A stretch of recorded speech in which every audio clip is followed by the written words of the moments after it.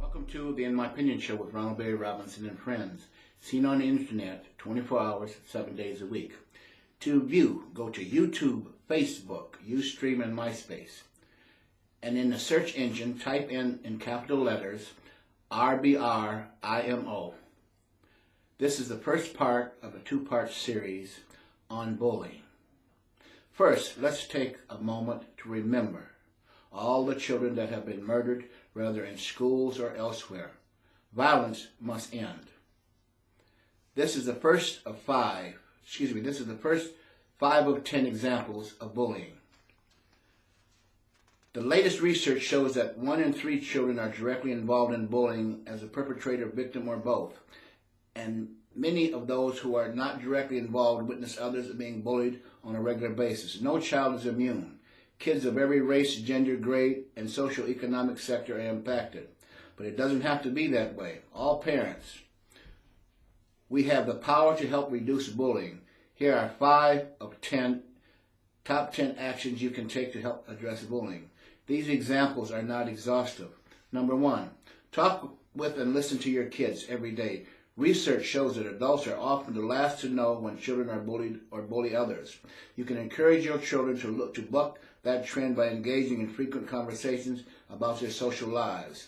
Spend a few minutes every day asking open-ended questions about who they spend time with at school and in the neighborhood, what they do in between classes and at recess, who they have lunch with, or what happens on the way home from school. If your children feel comfortable talking to you about their peers before they're involved in any bullying event, they'll be much more likely to get you involved after. Spend time at school and recess. Research shows that 67% of bullying happens when adults are not present. Schools don't have the resources to do it all and need parents' help in reducing bullying. Whether you can volunteer once a week or once a month, you can make a real difference just by being present and helping to organize games and activities that encourage kids to play with new friends. Be sure to coordinate your on-campus volunteer time with your child's teacher and or principal. Be a good example, number 3, of kindness and leadership. Your kids learn a lot about power relationships from watching you. When you get angry at a waiter, a sales clerk, another driver on the road, or even your child, you have a great opportunity to model effective communication techniques. Don't blow it by blowing your top. Anytime you speak to another person in a mean or abusive way, you're teaching your child that bullying is okay. Number 4, learn the signs. Most children don't tell anyone, especially adults, that they've been bullied. It is therefore important for parents and teachers to learn to recognize possible signs of being victimized, such as frequent loss of personal belongings, complaints of headaches or stomach aches, avoiding recess or school activities, and getting to school very late or very early. If you suspect that a child might be being bullied, talk with the child's teacher or find ways to observe his peer interactions to determine whether or not your suspicions might be correct. Talk directly to your child about what is going on at school. Number 5, create healthy anti-bullying habits early. Help develop anti-bullying and anti-victimization habits early in your children, as early as preschool and kindergarten. Coach your children on what not to do, hitting, pushing, teasing, saying na na na na na no, or being mean to others. Help your child to focus on how much actions might feel to the child on the receiving end. How do you think you would feel if that happened to you? Such strategies can enhance empathy for others. Equally, if not important, teach your children what to do. Kindness, empathy, fair play, and turn-taking are critical skills for good peer relationships. This is the first part on bullying.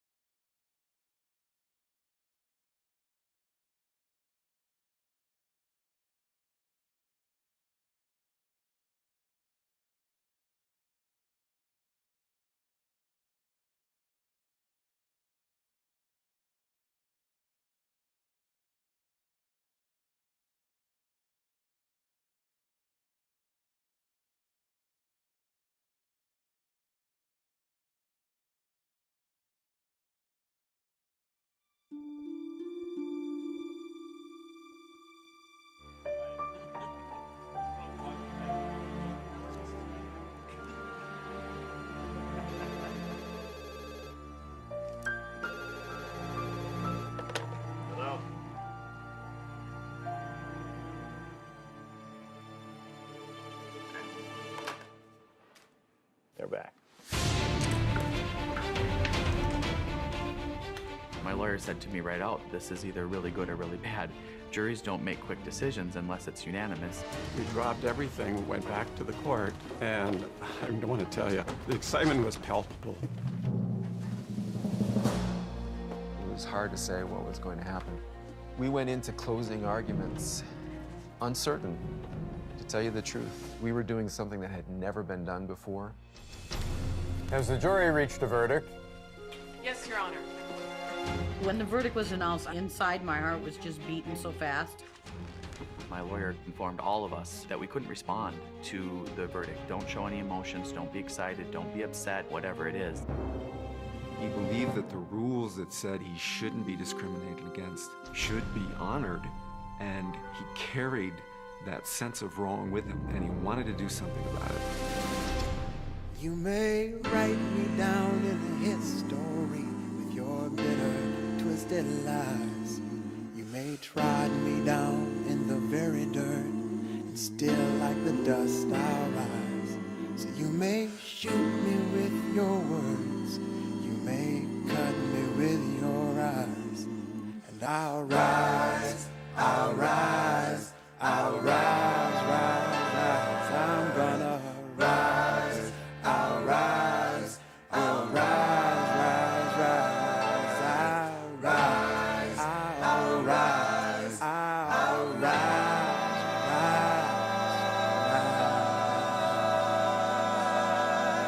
rise. The first time I ever told anyone I was gay, it was my grandmother. I spent a lot of weekends at my grandmother's house, just her and I. We'd watch TV, we would hang out, we'd eat ice cream, that sort of thing. And when I was 7, my uncle was coming to visit quite a bit in the summer, and my uncle had went away, and he basically was the only person in my family that went away and made money, and he came back and he always had a Cadillac. As a kid, I absolutely loved his Cadillac, and it was kind of a strange obsession where I would go and play with the buttons. I would take naps in the back seat of the Cadillac. So my uncle had come to visit, him and his partner. My uncle was gay, and he had left, and I was hanging out with my grandmother in her bedroom, and we were watching TV, and I said, Grandma, I want to tell you something, and she said, yes? I said, I'm a homosexual. I probably couldn't even pronounce the word, to be honest. And she just looked at me and smiled and said, honey, you don't have to be gay to have a Cadillac.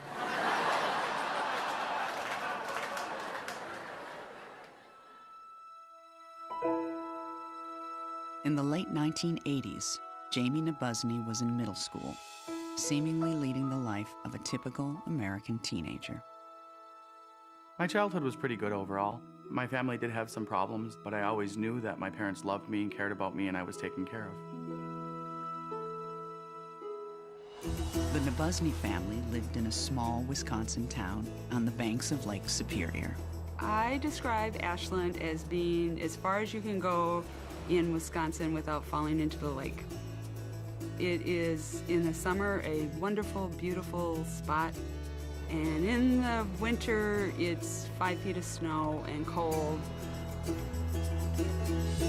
Jamie kept his sexual orientation a secret from his parents and friends until one day in the 7th grade. Well, I think he just said, you know, Mom, I'm gay. I don't think I was that shocked. And my mom was, you know, she was crying and she said, I already knew and it doesn't matter, I love you. I think I knew from the time Jamie was like 5 that he was gay. I think a mother knows that, you know? So I just thought, okay, if this is what he says he's gay, then we need to deal with it, and, you know, I just need to start learning some more about it. My dad took a while to accept that I was gay, and I think one of the things that kind of happened is that eventually my harassment became the bigger issue in our lives, bigger than my sexuality, and as a parent, his job was to protect me and to make sure that I was safe.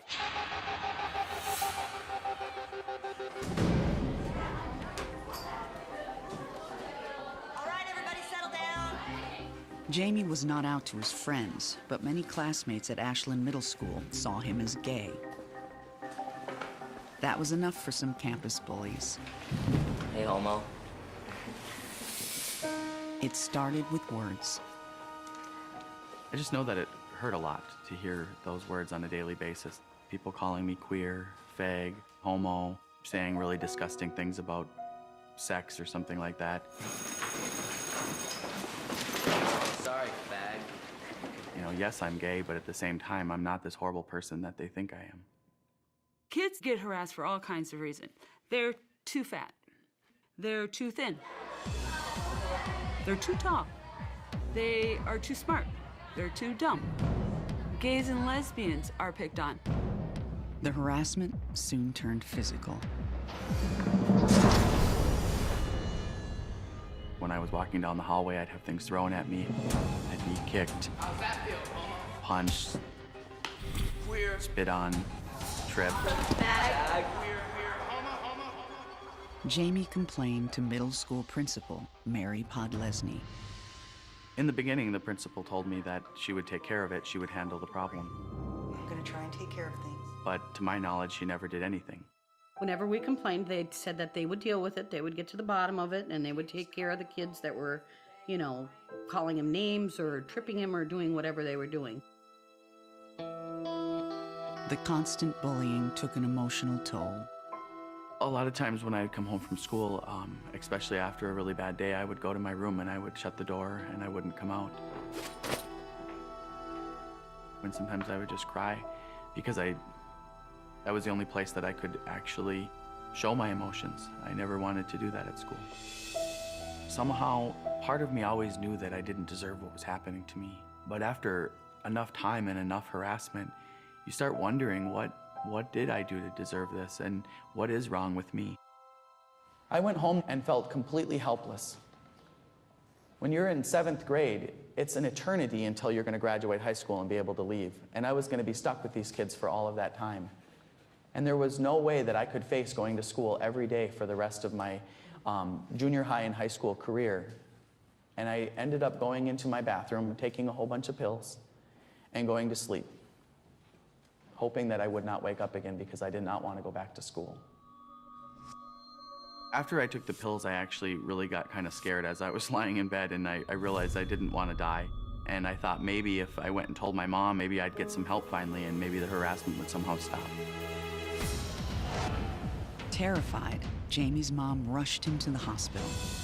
It was just hard for me to believe that a 12, 13, 14-year-old kid would try to commit suicide. In the emergency room, doctors pumped Jamie's stomach.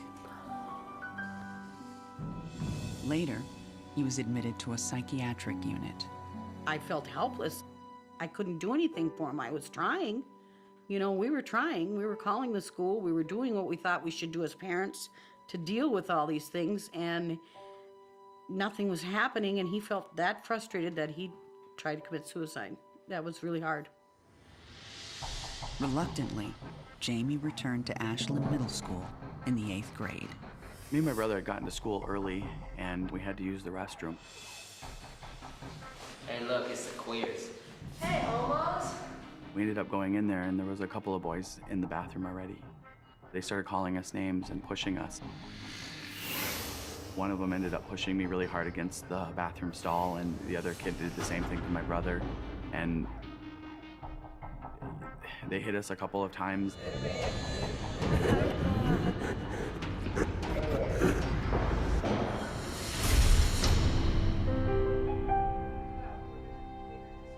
Jamie's mother immediately demanded a meeting with Principal Podlesny. Also present were several bullies and Mary Jane Grandy, mother of one of the bullies. And Mrs. Podlesny said that boys will be boys, and that if Jamie was going to act so openly gay, he had to expect this stuff to happen to him. I know I was shocked that she would say something like that about, you know, him, because I knew that what she was saying was wrong. Too often, what we see is the response is that there's something about the target. Maybe you shouldn't be so openly gay. it was said to Jamie Nabusny and thousands of others. And what could be the worst possible message in the world for someone attacked and harassed because of who they're perceived to be? Not one of the bullies was punished.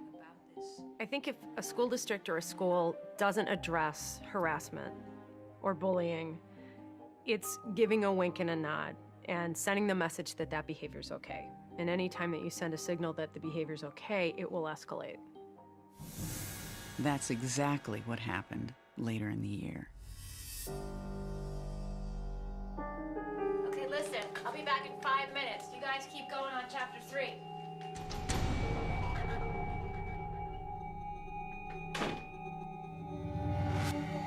Hey, pretty boy. Did you have fun last night with your boyfriend? You guys make out? Had a little make-out scene? Was it fun? The two boys started harassing me, and they started touching my legs and telling me, you know, that you like it and stuff, and I kept pushing them away. And then eventually I tried to get away from them, and they pushed me to the ground. One of them got on top of me and were just continuing to touch me and being vulgar, I guess.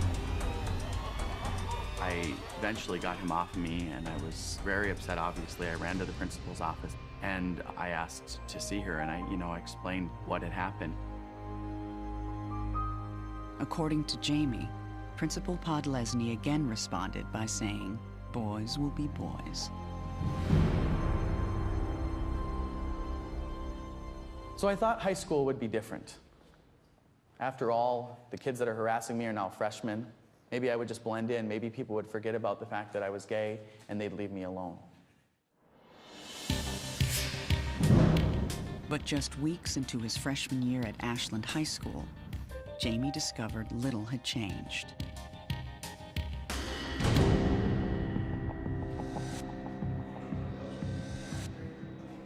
I just tried to ignore them and continue to use the restroom. Well, look who's here. And when I did that, I felt somebody's knee push into the back of my knee. And I ended up falling forward into the urinal, and one of the other kids who was standing at one of the other urinals turned and started to pee on me. I was really angry, I was upset, and I thought, it's starting all over again. It's starting all over again now in high school. Although only a handful of students bullied Jamie, many others stood by without speaking up. I've often wondered about the kids who watched it happen, why they didn't say anything, how they felt about what was going on. Were they afraid? Faced with bullying on a daily basis, Jamie devised ways to evade his harassers. I'd get to school early, I'd go find a place to hide with all of my books, and I'd wait till the bell rang, and then I'd basically run from class to class to class, trying to get there as quick as I could. And I typically wait about 20 minutes or a half an hour after school got let out so that activities were in progress, everybody else was gone, and I'd walk home. Although the administration was largely ineffective at safeguarding Jamie, some faculty members tried to protect him. Jamie was in my class, and he and I got along pretty well. And I remember at one point he asked if he could start eating lunch in my classroom. And it became very clear as he spent more time in my classroom that he was not comfortable in the cafeteria during lunch. He wasn't comfortable in the hallway. Just in her second year of teaching, Ms. Woodworth said she reported the abuse to the administrator responsible for discipline.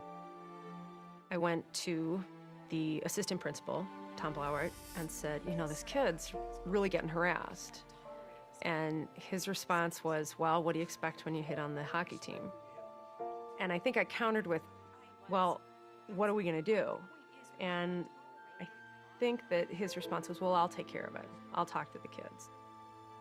No, I do not believe that Jamie Nabusny hit on the hockey team, but even if he had, that's not the point. You know, the point is we cannot allow students to be bullied or harassed or assaulted in our schools. We cannot tolerate that. Seeing no way out in the middle of his freshman year, Jamie ran away. I found a note stating that he was leaving and not to try to find him, not to get a hold of him because he was not coming back. He was not going to go back to Ashland High School.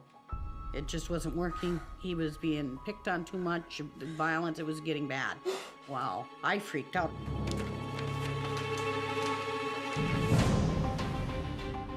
Jamie and a friend hitchhiked 3 days to the closest big city. I and my husband immediately figured that he would take off, he would go to Minneapolis, to the cities, because there was gay people there and he felt that he could go there and find people that were like him. So we basically got some clothes together, packed some suitcases, and got in the car and headed to Minneapolis. We put posters all over in the cities, bus depots, telephone poles, bus stops, you know, we put up a lot of posters. While we were in Minneapolis, we started seeing missing posters of me at coffee shops and at downtown Minneapolis on different posts, different places. And we should try to avoid places where there was going to be missing posters for fear that somebody would recognize me. Jamie eventually landed at a youth shelter where he connected with social worker T.C. Largaspada. What I was struck with is that most of the time when I meet a kid, they're either running to something or away from their parents. And he wasn't doing either one of those things. He was really in danger. He's here. Yeah. That same day, Jamie's parents called the youth shelter, checking to see if he was there. He's shaken. They were really, really rattled. They were putting posters all over. They were pretty freaked out. And they were pretty desperate. Jamie, that was your parents on the phone. They want to come see you. It's like, I'll talk to my parents, I'll do whatever, but I'm never, ever, ever, ever going back there. He was very clear that he loves them, but he was like, I don't think I'll make it if I go back there.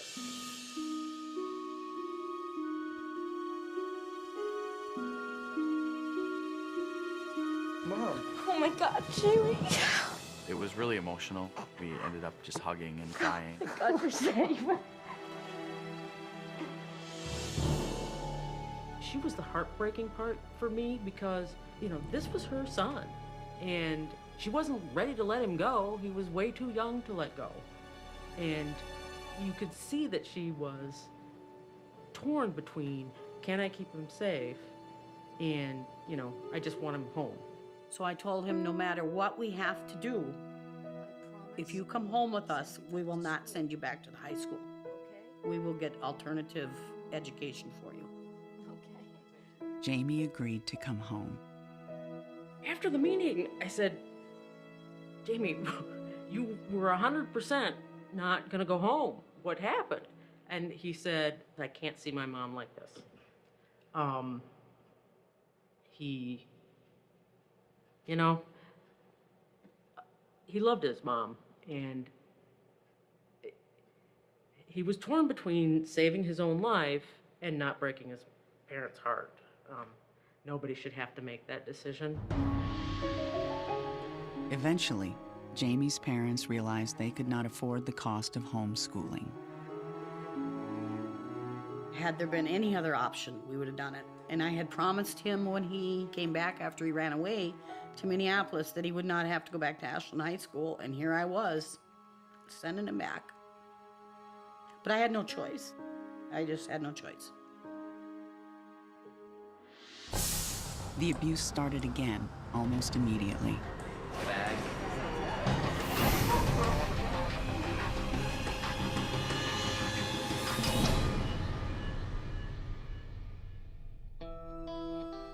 Jamie was being pushed to his limit. It became clear that he was a lot more stressed, a lot more worried. And he was fretting a lot. I ended up walking to school. I got my books and I found a place to hide. And I was studying, sitting cross-legged on the floor. Unfortunately, I didn't hide well enough that day. Get up and fight, faggot. He ended up kicking the books out of my hands, and so I went to pick the books up, and he started kicking me. He continued to kick me and kick me.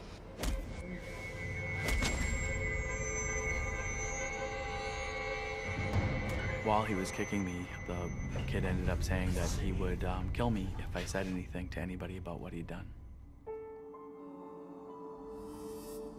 The beating was so bad that I ended up having to have surgery, and I ended up in the hospital for 5 days. I knew at that point I could never go back to school, that if I did, they were going to kill me. And so I made the decision to run away again. I ended up in Minneapolis, and I ended up after about a week calling my parents and saying, this is the deal. I'm not safe there anymore. You know that. Either you let me move here, you let me find a place that I'm going to be safe, that I can go back to school, or you don't see me until I turn 18. I didn't want to let him move. I didn't want to lose him. You know, I felt like I was losing him. I wanted to see him graduate. I wanted him to be with us. I was scared. I felt that if I didn't let him go and move to the cities, it was probably either he was going to commit suicide, and this time it would happen. Or he just he wouldn't go to school anymore. He'd quit going, or he'd run away. We had to let him go. And that was probably one of the hardest things I had to do as a mother, was to let him go. That really hurt. But it wasn't easy for Jamie in Minneapolis. He was severely depressed and anxious. His experience was the result of feeling like his life was in danger. That's the clinical criteria for post-traumatic stress disorder. Something happens that you feel you're going to die. That was his experience. At a community help center, Jamie met legal advocate Joni Thome. So how often did this happen? Just about every day. One afternoon, he revealed all that had happened to him in Ashland schools. During the course of Jamie telling the story, I had a lot of feelings. Some sadness, some frustration, and at the same time, some energy and passion for helping this young man. So I think based on what Joni suggested Jamie consider a lawsuit. Jamie was skeptical of the idea, but he mentioned it to his family when he returned home for a visit. Jamie, you gotta do this. I was really surprised because my mom's response was, Jamie, this is something you have to do.